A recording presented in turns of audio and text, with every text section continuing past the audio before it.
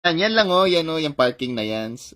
Nagawa ko na sana kung hindi ka Ba't ka ba nagtatanong? Hindi mo ba nakita naglalaro ako? Ha? Hindi mo ba nakita? Hindi, nagtanong ka kasi, hindi mo ba nakita? Ayan lang oh, yan, yung sa likod niyan. Yan, madali lang yan, tingnan mo.